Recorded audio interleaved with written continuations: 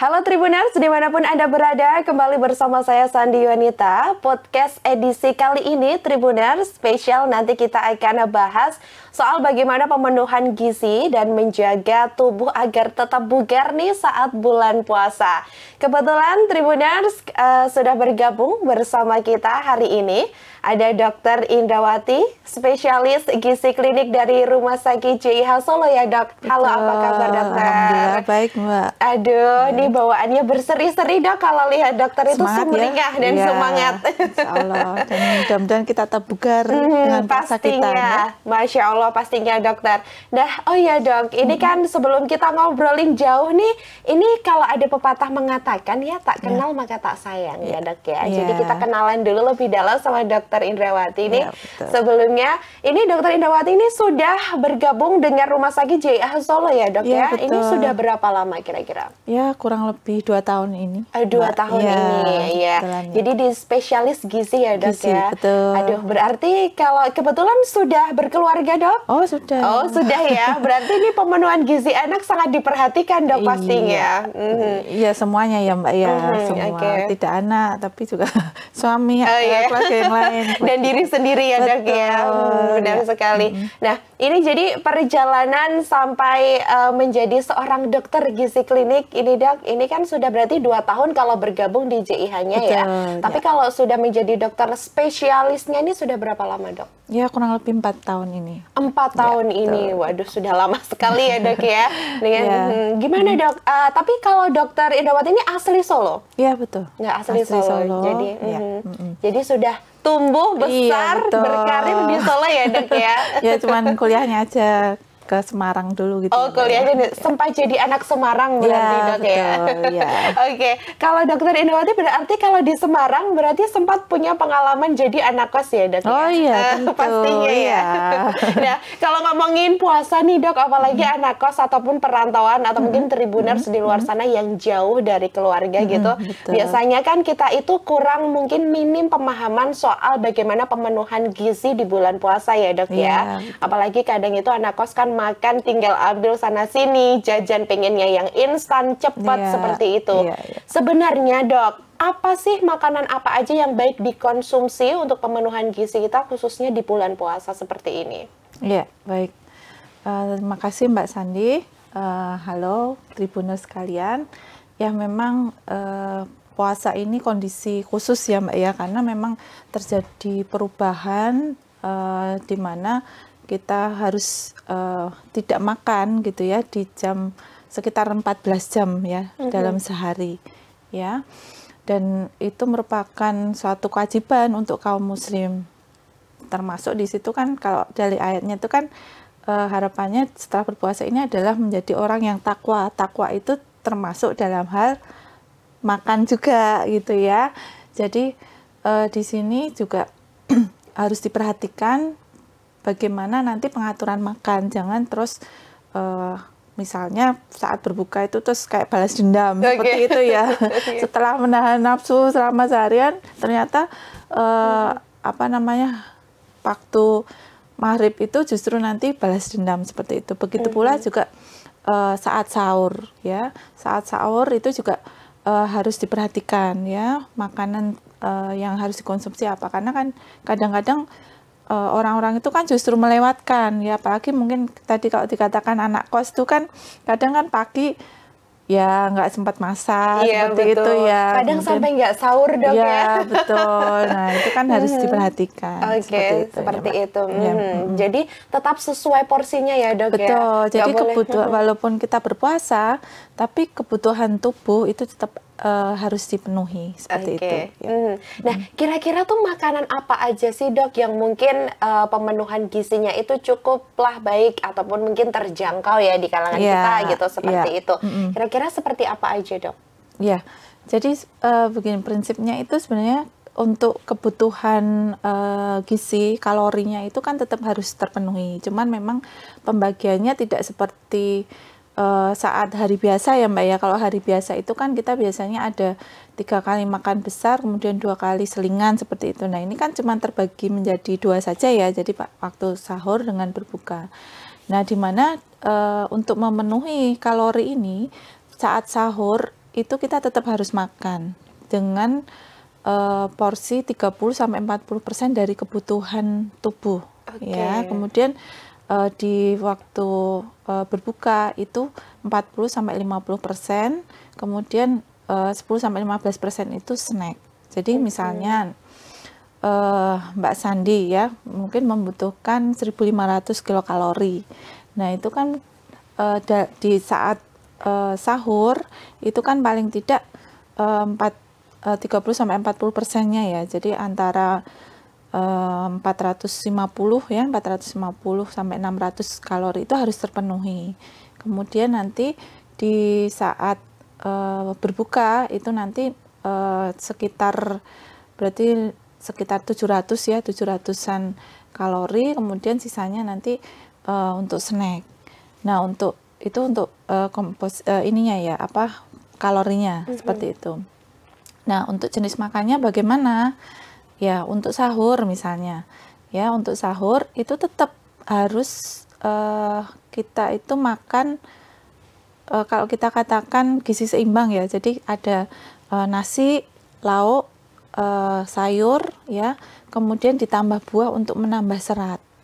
Ya, boleh kita tambahkan susu misalnya kalau memang tidak ini ya, tidak bisa banyak makan karena kan beberapa ada pengalaman itu dok saya itu kalau sahur itu terlalu pagi jadi mungkin makan terlalu banyak tidak bisa. Nah itu bisa kita tambahkan susu.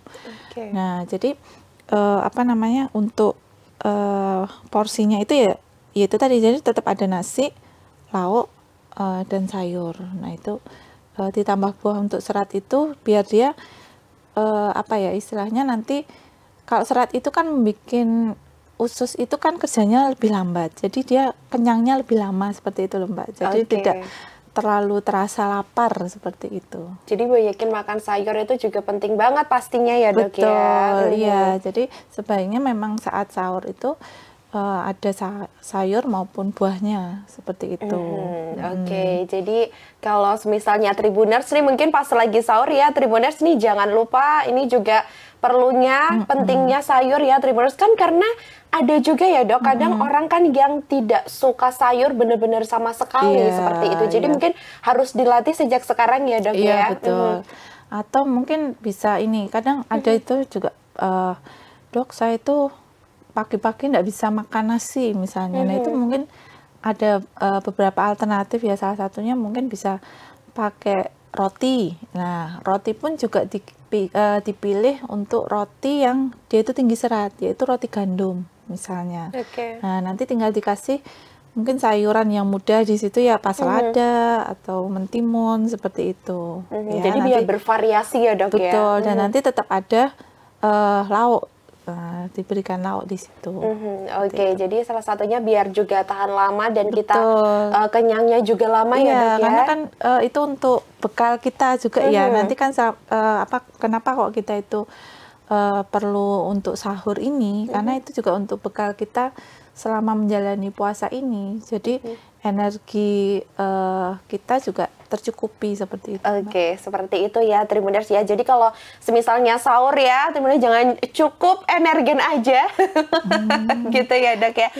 Mungkin makan makanan sereal yang kadang tuh anak kos tuh pengennya cepet satset gitu, nggak mau ribet gitu lah dok ya. Tapi mulai sekarang Tribuners ya gak cuma di bulan puasa saja ya dok ya, tapi pemenuhan gizi harus dilakukan setiap saat kita mengkonsumsi makanan seperti itu. Mungkin ada yang kalau anak kos mungkin itu lebih mudah ya kayak minuman atau makanan saset seperti itu. Nah nanti tinggal nambahi misalnya itu kan berarti sebagai sumber karbohidratnya. Nah nanti tinggal nambahi untuk sumber proteinnya, berarti tambah lauk ya. Entah kalau mungkin yang gampang anak kos itu kan kayak telur ya, goreng telur terus nanti tinggal nambahi sayuran yang mudah itu yang saya bilang tadi, mungkin selada, mentimun kan tinggal ngiris aja. Jadi tinggal nambahi aja ininya Jadi tetap 4 sehat 5 sempurna ya dok ya, bukan 4 sehat 5 miliar ya. Seperti itu. Ya lebih makanya sebenarnya kalau kita sekarang pedomannya gizi seimbang ya Mbak ya, gizi seimbang. Jadi tetap ada sumber karbohidrat, protein, lemak ya, kemudian vitamin mineral. Oke. Ya, komposisinya ya tadi yang saya bilang tadi. Nah, lebih sempurna lagi ya, memang apa namanya, bisa ditambahkan susu itu tadi. Oh iya, nah ngomongin soal susu nih dok, ini Mm-mm. berarti kalau pas sahur ini nggak apa-apa ya dok, Nggak misalkan apa-apa. kita tetap mengkonsumsi susu gitu? Tidak apa-apa, tidak apa-apa. Cuman memang harus diperhatikan, mungkin ada beberapa itu yang sensitif dengan susu ya. Maksudnya begini, dia kalau dalam perut kosong itu minum susu kadang Iya, kadang mual gitu juga mual dok. atau malah diare kadang. Oh, Nah itu oke. berarti kan harus diberi lapisan dulu ya. Jadi sebelum susu memang harus makan dulu. Seperti itu. Apalagi bayi kadang kan yang ada mah ataupun gitu dok, kadang itu tuh mengkonsumsi susu ini karena berdasarkan pengalaman juga ya dok ya. Saya pribadi juga kadang, saya kan kebetulan ada, bukan kebetulan ya dok ya, ini sudah ada riwayat mah seperti itu. Nah kadang itu minum susu itu memang bawaannya tuh mual, apalagi pas pagi hari gitu dok. Nah itu sebaiknya porsinya tuh seberapa dok?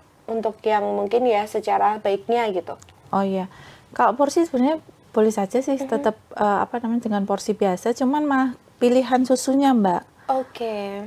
Kadang orang-orang yang sensitif dengan susu itu karena intolerance, jadi dia tidak bisa menerima laktosa yang ada di susu. Nah mungkin bisa diganti pilihan susunya yang rendah laktos seperti itu. Oke, yang ya. rendah laktos ya dok ya. Betul. Jadi kalau gitu nanti lebih pilih-pilih susu lagi lah ya dok ya. Jangan nggak cuma susu kaleng ya dok. Iya. Tapi ini kan sekali lagi kalau susu ini hanya tambahan saja hanya ya. tambahan ya dok ya. Nggak wajib juga. Oke, gitu. porsinya tetap pokoknya ada nasi ataupun mungkin bisa diganti dengan roti juga nggak apa-apa ya dok ya. Silakan. Gitu. Oke, kalau pemenuhan nutrisi sendiri dok pas sahur gitu dan selama Ramadan seperti ini, itu seperti apa dok baiknya? Untuk sahur? Iya, untuk sahur. Untuk porsinya ya itu tadi, jadi cuman paling kita butuh 30-40% itu kan ya, jadi cuman ya 600 kilokalori kan paling untuk nasi gitu ya. Untuk nasi itu kan ya kurang lebih 1 centong besar ya, atau mungkin kalau yang centong kecil itu kan paling cuman 1,5 sampai 2 gitu ya. Kemudian lauknya itu paling lauk nabati 1 potong, lauk hewani 1 potong. Jadi nabati itu tahu atau tempe. Ya. Kemudian hewaninya bisa dari telur, kemudian dari ayam ya, kemudian daging ya, atau ikan ya, seperti itu. Porsinya juga paling 1 telur ya 1 gitu ya. Kemudian ayam juga paling 1 paha itu aja ya. Kemudian sayur, nah itu semakin banyak sayur sebenarnya lebih bagus ya, kita lebih banyak serat Mbak, jadi menahan biar kita nggak cepat lapar. Oke. Nah selama Ramadan seperti ini dok, ini kan perlu nggak sih dok kita suplementasi vitamin khusus ataupun yang baiknya seperti apa mengkonsumsinya gitu, perlu nggak dok? Ya, sebenarnya kalau kita sudah dari makanan itu sudah terpenuhi, vitamin-vitamin itu tidak dibutuhkan sih Mbak. Ya, jadi sebenarnya kan vitamin mineral itu kan bisa kita dapatkan dari buah sayur ini tadi ya. Cuman kalau memang pada kondisi-kondisi mungkin orang dengan apa ya, kekebalan tubuhnya yang memang rendah ya, kemudian gampang sakit ya mungkin, atau yang mungkin aktivitasnya itu seharian itu dengan intensitas yang berat seperti itu. Nah itu bisa mungkin ada tempat kita tambahkan untuk multivitamin. Seperti itu. Jadi di momen-momen tertentu aja ya dok ya, mungkin di kebutuhannya. Iya, di orang-orang tertentu. Orang-orang tertentu aja. Ya, berarti suplementasi vitamin ini maksudnya bukan tidak dianjurkan, tapi mungkin tidak apa-apa ya dok? Iya, tidak apa-apa. Jadi hanya alternatif saja lah untuk beberapa orang. Nah kalau ngomongin do and done-nya dok, ini apa saja yang boleh dilakukan ataupun tidak boleh dilakukan? Begitu juga ini kalau untuk kali ini tuh makanan dok, apa sih makanan yang boleh dikonsumsi dan tidak boleh dikonsumsi itu pas bulan Ramadan? Ya baik. Kalau tadi kita ngomongin sahur, kita ngomongin buka dulu ya. Ya, kita ngomongin buka dulu. Nah, di sini memang kita harus terpenuhi untuk porsinya ya, kemudian jenis makanannya ya. Untuk buka ini yaitu tadi saya katakan ya, kalau donnya ya jangan jadi ajang balas dendam gitu ya. Jadi harus kita penuhi sesuai dengan kebutuhan kita. Kalau tadi saya katakan berarti kan sebenarnya hanya butuh 40-50% dari seluruh kebutuhan tubuh kita. Dan itu pun untuk makan, jadi begitu azan nih ya, itu sebaiknya dibuka dengan buah yang banyak airnya. Karena kan dalam kondisi kita berpuasa itu kan kita berisiko untuk terjadi dehidrasi, kurang cairan, kemudian juga kurang energi, kurang gula ya. Makanya saat berbuka pertama kali kita konsumsi buah yang tinggi air ya, misalnya kayak pepaya, kemudian semangka, melon ya, buah naga seperti itu. Nah, atau dengan kurma. Ya, kurma itu kan dia juga tinggi gula ya, tinggi gula, kemudian juga tinggi serat juga. Jadi boleh dikonsumsi, cuman memang tidak boleh terlalu banyak juga gitu ya. Dan diperhatikan juga kalau misalnya buah itu kan kadang sukanya bikin es buah ya. Oh iya, bener banget tuh dok tuh. Seger ya. Seger banget dok tuh. Gimana tuh dok? Boleh. Cuman ya ada cumannya. Nah itu cumannya. Jangan terlalu manis. Ya, jadi kita tetap konsumsi gula secukupnya ya, karena bisa jadi nanti kalau berlebihan justru nanti setelah puasa itu malah naik berat badan kita. Karena terlalu tinggi gula. Udah naik ya dong ya. Nah, itu makanya jangan terlalu tinggi gulanya. Kemudian setelah makan tadi ya, makan pembuka, nah kita baru sholat, nanti sholat maghrib. Nah setelah maghrib baru kita makan utama. Nah makan utama sebenarnya kurang lebih kayak sahur tadi ya, jadi ada lauk, sayur, kemudian nasi seperti itu. Nah setelah itu nanti, itu harus dipenuhi kebutuhan airnya ya. Air 8 gelas itu harus terpenuhi. 8 gelas ya. 8 gelas ya. 8 gelas per hari itu harus terpenuhi. Misalnya saat sahur itu nanti kita minum paling enggak 2-3 gelas ya. Nanti sisanya di jam buka ini kita konsumsi kekurangannya ya. Jadi 5-6 gelas seperti itu. Nah, kemudian sebaiknya sih ini, jadi untuk saat berbuka ini ya secukupnya ini tadi, main course ini tadi ya. Kemudian setelah sholat taraweh ya, itu silahkan kalau misalnya sebenarnya masih ada tempat untuk kita makan cemilan. Nah itu dok gitu. Ya, habis tarawih tuh ya.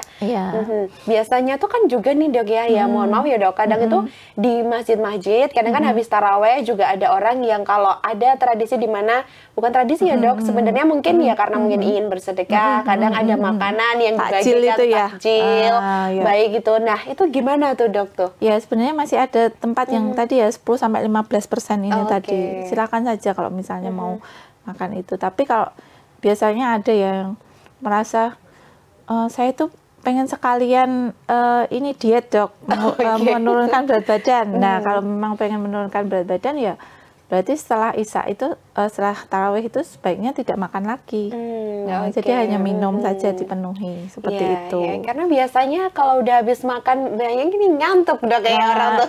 Betul ya, makanya kenapa kok benar-benar sekali Mbak Sandi. Jadi kenapa kok waktu kita sebelum tarawih itu sebaiknya makan yang main course ini secukupnya saja dulu. Karena takutnya nanti waktu tarawih itu malah ngantuk. Waduh, iya benar ya dok. Karena kalau sudah terlalu berlebihan tuh kadang ini aliran darah itu kan akan ke ini semua ya, ke pencernaan semua. Akhirnya yang di sini kurang darah nih. Jadi gampang ngantuk seperti itu. Kalau nggak kurang darah, darahnya tinggi dok. Tadi itu kalau pas buka puasa sampai, nah untuk sahurnya juga hampir sama dok pemenuhannya. Kalau sahur kan tadi ya Mbak ya, jadi kita cuman 30-40%, jadi nggak sebenarnya nggak perlu yang namanya camilan seperti itu. Ya. Nah, kalau ini Dok, kan biasanya tuh juga mungkin pekerja kantoran ataupun kadang nggak cuma pekerja kantoran aja sih Dok, sebenarnya kadang suka ngeteh banget, ada yang tim kopi banget nih Dok. Nah, aduh ini kalau bulan puasa kayak gini tuh gimana nih Dok? Oh iya. Jadi untuk kopi dan teh, kalau untuk sahur itu tidak disarankan, Mbak. Oke, berarti sangat tidak disarankan Dok ya? Ya, karena dia itu sifatnya diuretik. Diuretik itu jadi memacu untuk mengeluarkan urin, kencing gitu ya. Nah, takutnya nanti justru saat berpuasa itu malah sering buang air kecil, jadinya malah dehidrasi gitu. Jadi sebaiknya untuk sahur itu jangan dikonsumsi. Kalau untuk buka silahkan, sebenarnya masih ada tempat seperti itu. Jadi kalau untuk sahur ya Tribuners itu dianjurkan untuk tidak mengkonsumsi teh ataupun kopi dulu ya Dok ya. Tapi kalau pas buka puasa udah boleh lah ya, mungkin sekali aja deh Dok ya untuk ini gitu. Tapi kalau Dokter Indrawati sendiri termasuk orang yang tim kopi atau teh nih Dok? Atau tidak dua-duanya? Saya tuh tim teh. Oh, tim teh aja ya Dok ya? Iya, cuman ini aja, maksudnya nggak bukan yang penggemar berat seperti itu juga sih. Jadi yang ringan-ringan aja ya Dok ya? Nah kalau untuk puasa kayak gini Dok, ini tetap makan tuh 3 kali saat puasa, apakah berbahaya untuk kesehatan ataupun ya sesuai porsinya buka jadi sahur porsinya gitu? Diganti malam gitu ya? Iya, biasanya gitu Dok ya, sekalian dirapel Dok. Bahas dendam itu lagi ya baliknya ya jadinya. Iya, itu tentu nggak boleh ya Mbak ya. Itu kan nanti tuh jadi kita porsi waktu buka itu bisa berlebihan, bahkan mungkin lebih dari sebenarnya kebutuhan kita. Kalau berlebihan akibatnya apa? Akibatnya nanti akan ditimbun jadi lemak juga gitu. Apalagi kan kita aktivitas setelah sholat tarawih misalnya, itu kan sudah nggak ada aktivitas lagi, kita bawa tidur. Nah akhirnya apa, makanan yang berlebihan itu kan tidak dibakar, ya sudah ditimbun jadi lemak. Jadi bergelambir ya. Gitu. Jadi memang tidak disarankan ya Dok ya, jadi ya sesuai jamnya saja seperti itu ya. Nah, kemudian juga untuk kita kalau bicara jenis makanan juga ya, waktu berbuka itu memang sebaiknya juga jangan terlalu yang yaitu tadi saya katakan yang manis, kemudian yang terlalu bersantan, minyak Dok. Iya, minyak gorengan itu juga sebaiknya juga dikurangi. Waduh, sekali ambil 3 lagi Dok kalau itu kan kita masuk hitung-hitungan misalnya 3 mendoan itu kan sudah 450 kalori, itu sudah kalau dipikir-pikir iya ya Dok. Sudah hampir 1 porsi makan kayak gitu. Berarti tetap sesuai porsinya ya Dok, lagi-lagi seperti itu. Nah, saat berbuka ini juga Dok, apakah juga boleh langsung makan berat? Tadi kan nggak boleh ya Dok ya, harus yang ringan-ringan dulu. Nah, kalau buah yang disarankan tadi kan seperti yang berair gitu-gitu. Nah Dok, kira-kira Dok kalau mungkin untuk biasanya yang suka penggemar olahraga nih Dok, yang suka olahraga banget nih orangnya. Biasanya kan memang kalau saat bulan puasa itu kan memang ada yang dikurangi porsi olahraganya, ada yang malah dia itu kenceng Dok. Nah kira-kira kalau semisalnya untuk yang penyuka olahraga gitu, untuk porsi makannya sebenarnya tetap sesuai atau ada batasannya Dok? Iya, kalau sebenarnya malah justru saat puasa itu tetap dianjurkan tetap olahraga sebenarnya. Tetap ya Dok ya? Tetap, iya. Walaupun memang intensitasnya itu tidak terlalu tidak terlalu berat ya. Jadi yang low impact saja. Kemudian untuk waktu olahraganya itu juga sebaiknya kayak mendekati berbuka seperti itu. Jadi sekalian ngabuburit, jalan seperti itu.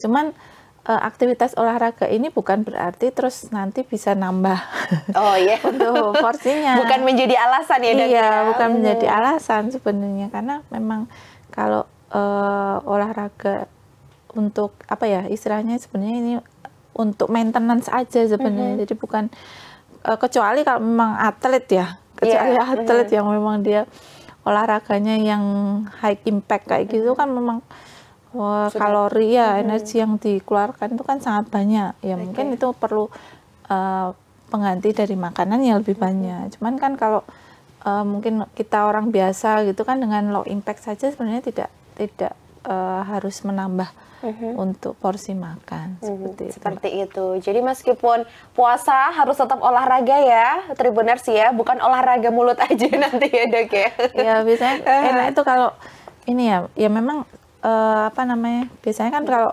apalagi kalau anak-anak muda itu kan ngabuburit. Iya, ngabuburit itu ya, ngabuburit itu ya jangan cuma cari makan tapi juga mungkin mungkin agak jalan sedikit lah gitu. Ada aktivitas yang untuk olahraga tipis-tipis lah ya Dok ya, setidaknya dari tipis-tipis dulu karena gitu. Itu juga nanti kan juga memperbaiki dari sistem hormon, enzimnya seperti itu. Oke, Dokter. Nah, ini untuk yang terakhir nih, Dok. Untuk tips menjaga kesehatannya, tips kesehatannya mungkin secara spesifik, Dok, di bulan puasa seperti ini tuh kalau dari versinya Dokter Indrawati itu apa aja, Dok? Ya.